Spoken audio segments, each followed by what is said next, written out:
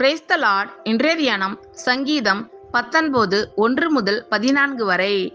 வானங்கள் தேவனுடைய மகிமையை வெளிப்படுத்துகிறது. ஆகாய விரிவு அவருடைய கரங்களின் கிரியையை அறிவிக்கிறது.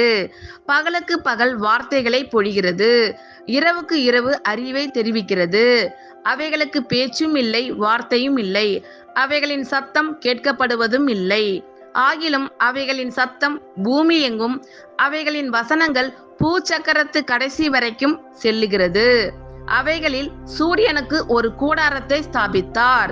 அது தன் மனவரையிலிருந்து புறப்படுகிற மணவாளனை போல் இருந்து பராக்கிரமசாலியை போல் தன் பாதையில் ஓட மகிழ்ச்சியாய் இருக்கிறது.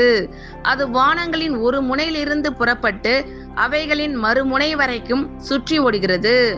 அதன் காந்திக்கு மறைவானது ஒன்றுமில்லை.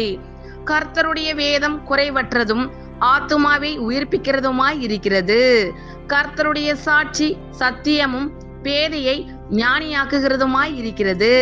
கர்த்தருடைய நியாயங்கள் செம்மையும் இருதயத்தை சந்தோஷிப்பிக்கிறதுமாய் இருக்கிறது. கர்த்தருடைய கற்பனை தூய்மையும் கண்களை தெளிவிக்கிறதுமாய் இருக்கிறது. கர்த்தருக்கு பயப்படுகிற பயம் சுத்தமும் என்றைக்கும் நிலைக்கிறதுமாய் இருக்கிறது.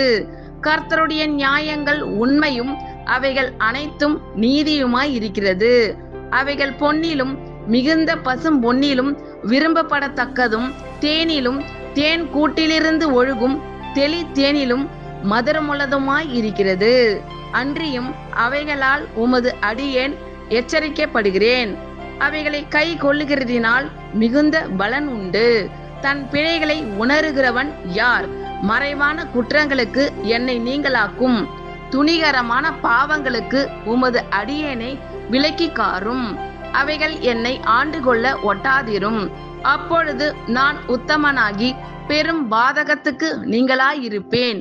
என் கண்மலையும் என் மீட்பருமாகிய கர்த்தாவே, என் வாயின் வார்த்தைகளும் என் இருதயத்தின் தியானமும் உமது சமூகத்தில் பிரீத்தியாய் இருப்பதாக.